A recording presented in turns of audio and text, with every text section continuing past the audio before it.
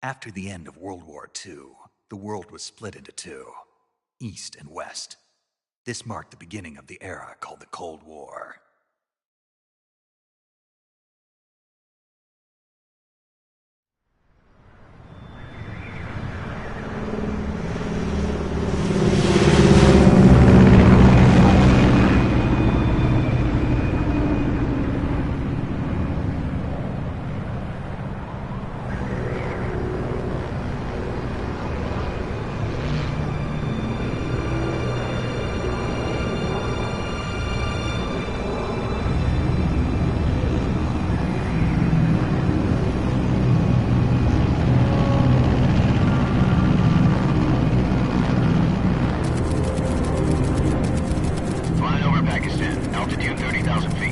Approaching Soviet airspace. 20 minutes to drop off. Commencing internal depressurization. Equipment check. Arm main parachute. All right. You ready to go? Drop zone still showing a high pressure mass. Cav okay. Good. We've got high visibility.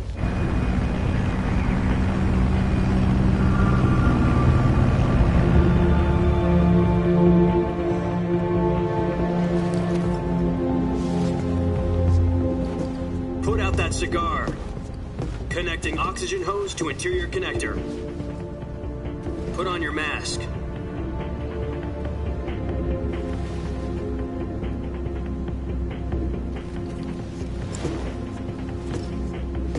Does this panty waste know what he's doing?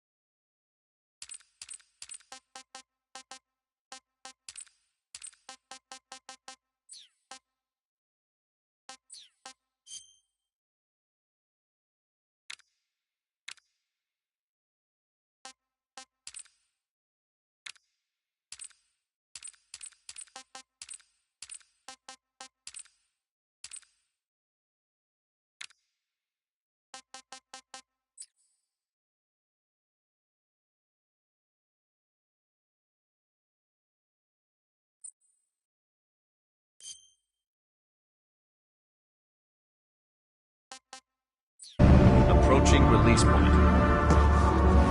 10 minutes to drop off. Hey, are you deaf?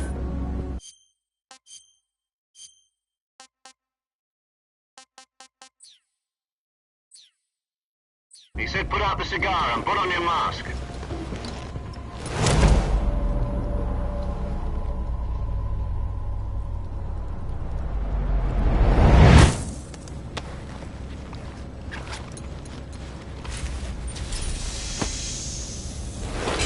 Depressurization complete. Checking oxygen supply. 6 minutes to drop off. Opening rear hatch.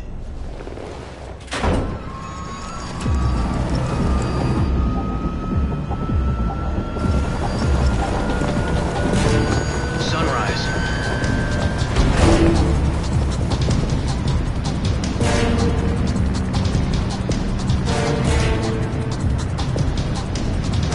External temperature minus 46 degrees Celsius. 2 minutes to drop off. Stand up. You'll be falling at 130 miles per hour. Try not to get frostbite from the wind chill. 1 minute to drop off. Move to the rear. Activate the yellow bottle. This is one for the history books. The world's first halo jump. 10 seconds to drop off. Stand by. Status okay. All green. Prepare for drop-off. Countdown. 5, 4, 3, 2, 1. Spread your wings And fly. God be with you.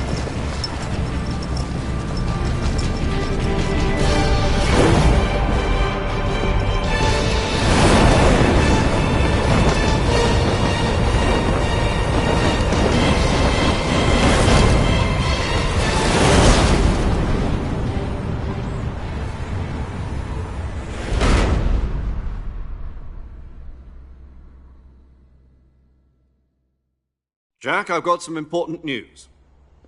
The head of the CIA has finally given us the green light for the virtuous mission. Virtual mission? No, the virtuous mission. The future of our Fox unit depends on it. If it succeeds, we'll be officially organized into a unit. Virtuous mission?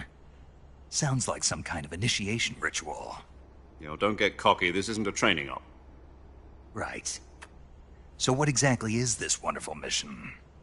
Well, about 2 years ago, a certain Soviet scientist requested asylum in the West through one of our moles.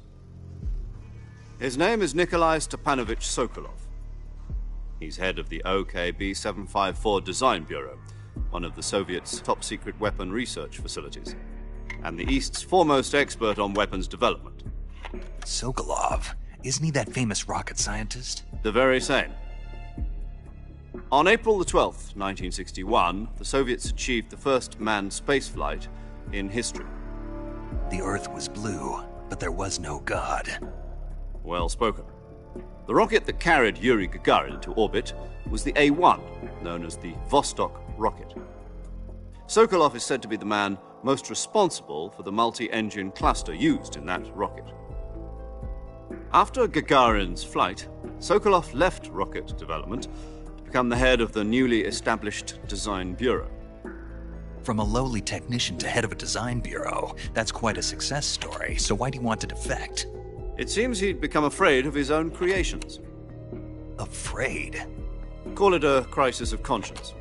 And for that, he left his country and his family behind and went over the fence? Not exactly. One of his conditions was that his family was also to be taken safely to the West. We used a mole to get the family out first and succeeded in sneaking Sokolov over the Berlin Wall shortly afterwards. I was the one who conducted the operation. The security on the eastern side was still full of holes back then. Then what? We got Sokolov over in one piece, but the whole ordeal had left him exhausted, and we checked him into a hospital in West Berlin. It took him 2 weeks and more than 600 miles to get from the research facility in the Soviet Union to Berlin. He was in no condition to say anything coherent.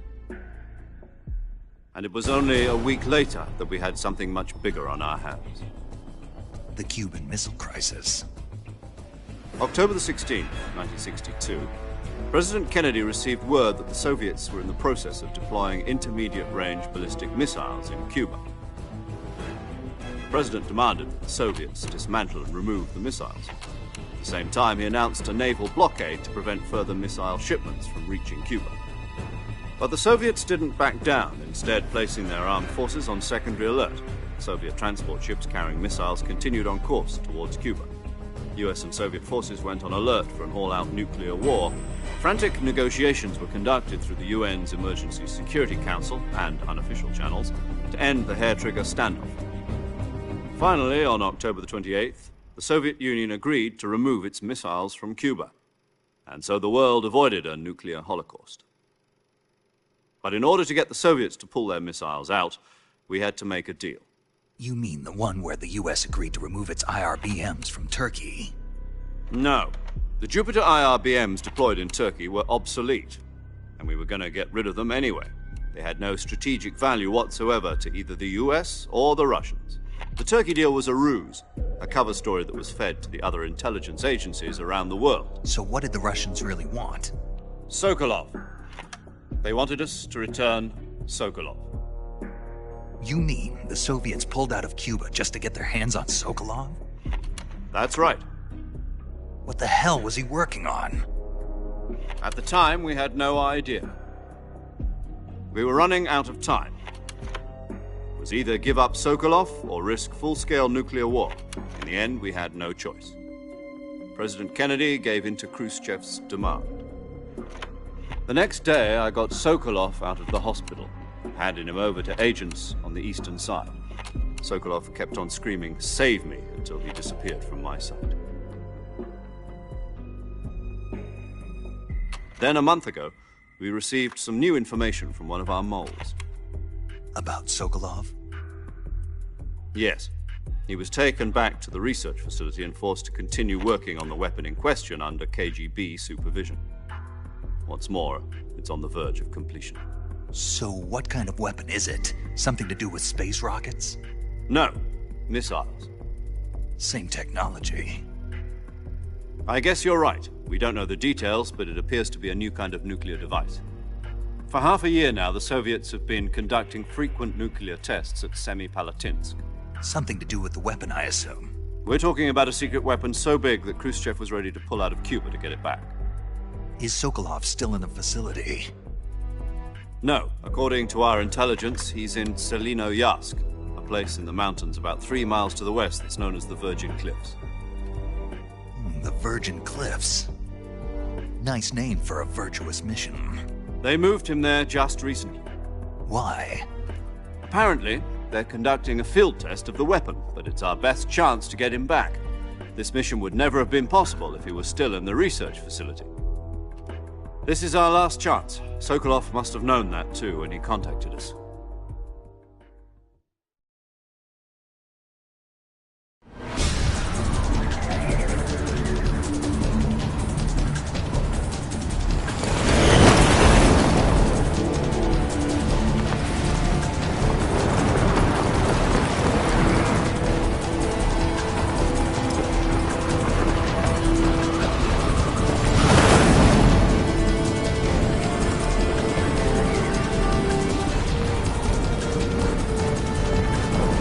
Listen up, Jack.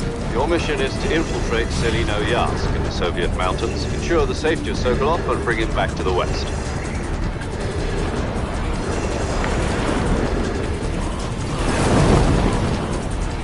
If we don't get Sokolov back before that weapon is complete, we'll be facing a major crisis. The clock is ticking.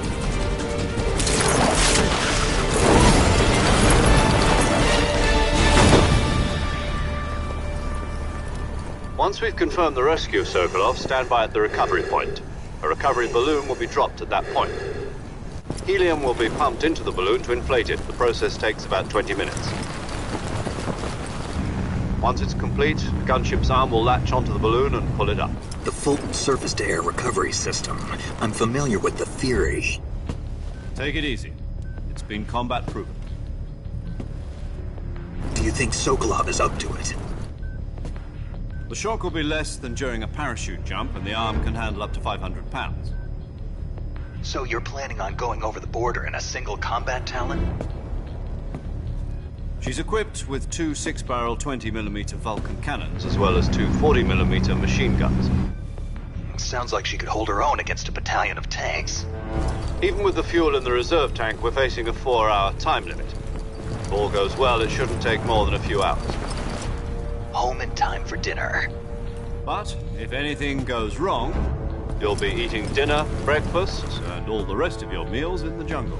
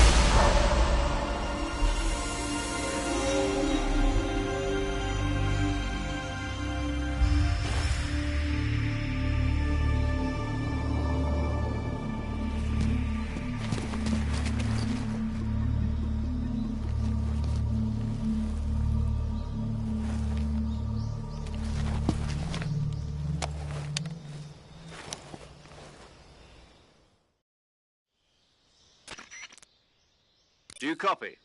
You're already in enemy territory, and somebody might be listening in.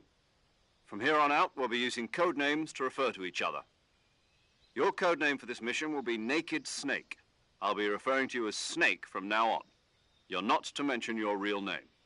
Snake? What, you don't like snakes? What do you mean? Well, you've eaten one before, haven't you? In survival training. I'm glad to hear that. I don't know if I'd ever order one in a restaurant, but... Be careful, you might not have a choice. What about you, Major? What should I call you? Let's see. I'll be Tom. Call me Major Tom. This will be a sneaking mission. You must not be seen by the enemy. You must leave no trace of your presence. Is that clear? This kind of infiltration is the Fox unit's speciality. In other words, weapons and equipment are procured on site. That goes for food as well. You're completely naked, just as your name implies. Great. Now I see why you asked me if I like snakes. I suppose calling me Snake was your idea of a joke, too. No. There's a good reason for that. I'll tell you later when the time is right. Gotcha. Getting back to the subject, how exactly am I supposed to feed myself? You've been issued a knife and a tranquilizer gun. Use them to hunt for food. You'll also find some medical supplies in your backpack. Yeah, about the backpack. I lost it in a tree on the way down. I see. Well, you'd better go back and get it then. Do you know where it is? No problem. I can see it from here. It's stuck on a branch. To climb a tree, stand in front of a tree that's covered in ivy and press the action button. I'll be monitoring your progress over the radio. We can't risk violating Soviet airspace, but I'll be in the gunship. My frequency is 140.85. I'll give you a call if I need to talk to you. If you need to talk to me, use the send function. Okay, Snake, go get your backpack.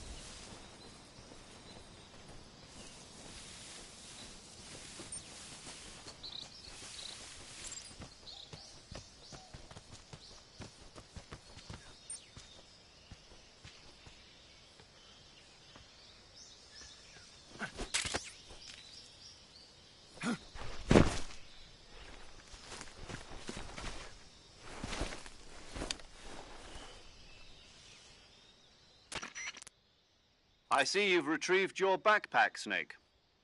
To equip a weapon, it's necessary to take it out of your backpack. In the survival viewer, choose Weapon from the backpack. Your available weapons will be displayed in a list on the screen. From that list, choose the weapon you want to equip and press the Enter button. For other equipped items, just do the same thing from Item. Got it. Use the survival viewer backpack. Yep, that's right. Survival is fundamental to this mission. After you've been out in the field for a while, your stamina will start to drop. If your stamina gets too low, it'll affect your performance. You won't be able to shoot accurately, for example, and your wounds won't heal as smoothly. Keep an eye on your stamina so you don't run out.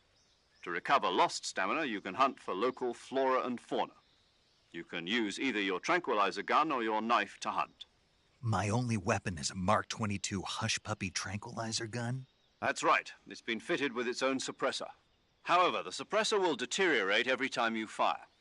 Once its durability reaches 0, the noise suppression effect will be gone. So don't get too trigger-happy with it. The suppressor's durability is shown in the icon. Any weapons and equipment beyond what you're carrying now, you'll have to find as you go. I have to find my own weapons and equipment? Whose crazy idea was this, anyway? Solo covert actions are standard Fox operating procedure. You can't leave any traces of your presence. No weapons, equipment, footprints, sweat, or bodily waste. The same goes for bullets and cartridges, too. Your presence in enemy territory is already a violation of international conventions of warfare. There aren't supposed to be any American soldiers in Russia.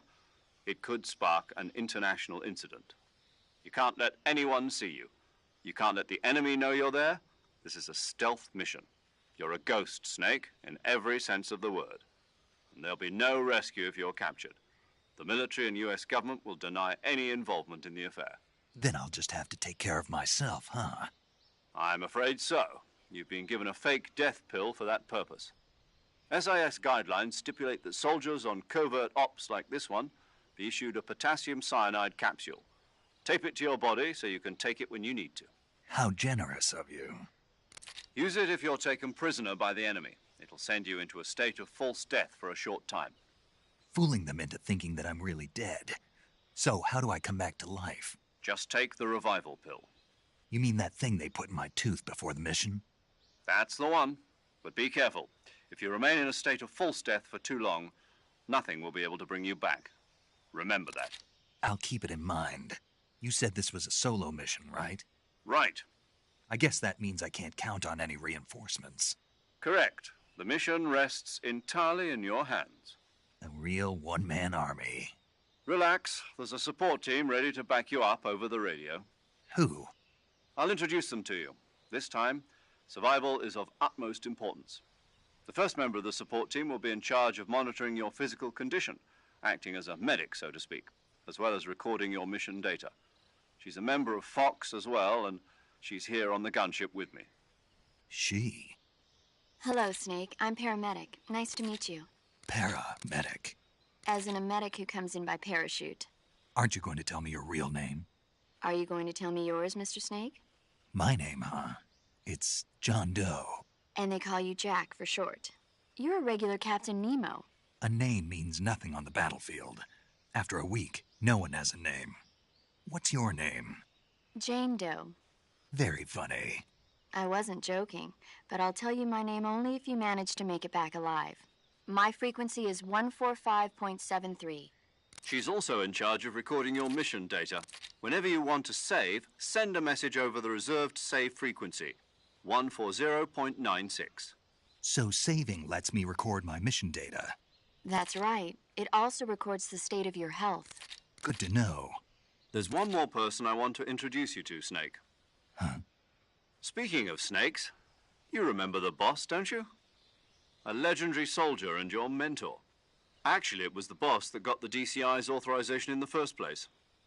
She's going to be serving as Fox's mission advisor. The boss is? She also helped me plan this mission. She and I were at SAS together. Jack, is that you? How many years has it been? Boss? That's right. It's me. Oh. Talk to me. Let me hear your voice. It's been 5 years, 72 days, and 18 hours. You've lost weight. You can tell just by the sound of my voice. Of course I can. I know all about you. Really? Well, I don't know anything about you. What's that supposed to mean? Why'd you disappear on me all of a sudden? I was on a top-secret mission. You didn't need me anymore.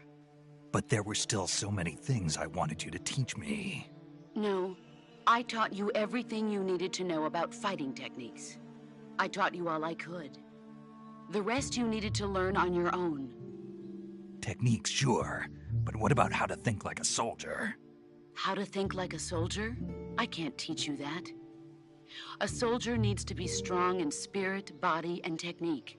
And the only thing you can learn from someone else is technique. In fact, technique doesn't even matter. What's most important is spirit. Spirit and body are like two sides of a single coin. They're the same thing. I can't teach you how to think.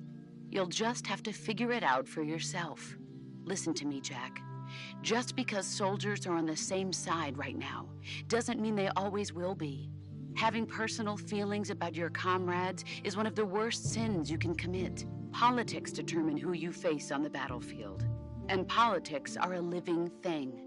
They change along with the times. Yesterday's good might be tomorrow's evil. Is that why you abandoned me? No, it had nothing to do with you. I already told you, Jack. I was on a top-secret mission.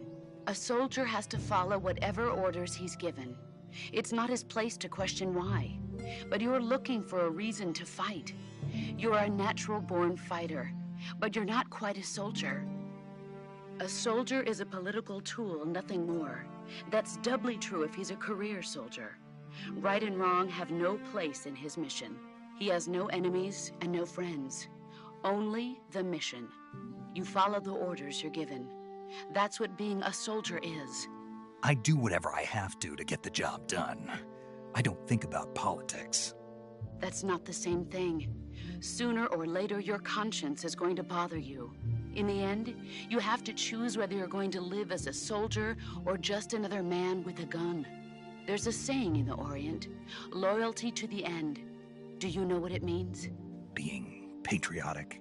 It means devoting yourself to your country. I follow the president and the top brass. I'm ready to die for them if necessary.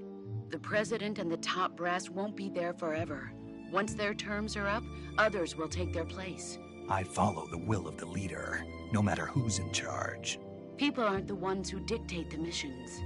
Then who does? The times. People's values change over time, and so do the leaders of a country. So there's no such thing as an enemy in absolute terms. The enemies we fight are only enemies in relative terms, constantly changing with the times. As long as we have loyalty to the end, there's no point in believing in anything, even in those we love. And that's the way a soldier's supposed to think? The only thing we can believe in with absolute certainty is the mission, Jack. All right, but do me a favor. What is it? Call me Snake. Snake? Oh, right. Your code name is Snake. It suits you well. That's right. The legendary unit that the boss put together during World War II was a snake. The Cobra unit, a group of heroes that brought the war to an end and saved the world. As long as you've got a legendary hero backing you up, you'll be fine. Isn't that right, Snake? Yeah, I can't think of anyone else I'd rather have with me. Oh, and one more thing, boss. Yes? It's good to hear your voice again. Same here. After all, who knows if either of us will make it out alive? Snake, you are always best at urban warfare and infiltrating buildings. But this is the jungle. Survival is going to be key. Those CQC techniques I taught you are sure to come in handy. CQC? Close quarters combat, huh? I've been in the Green Berets for the past few years. I'm probably pretty rusty. Not to worry. I'll be here to help you remember. After all, this is your first actual survival mission.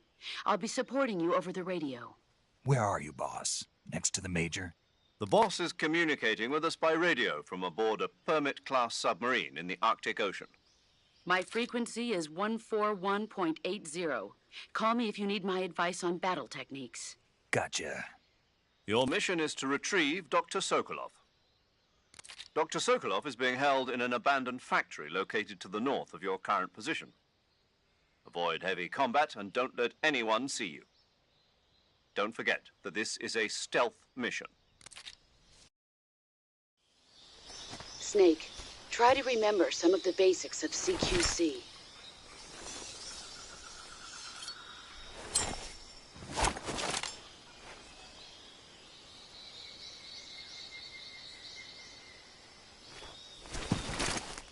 Commencing virtuous mission now.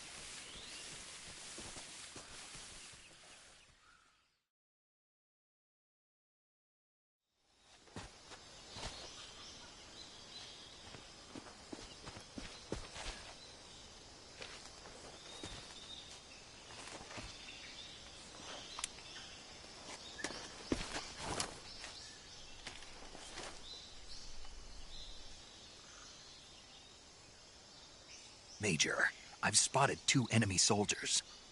They're probably KGB troops sent to guard Sokolov. AK-47s and grenades.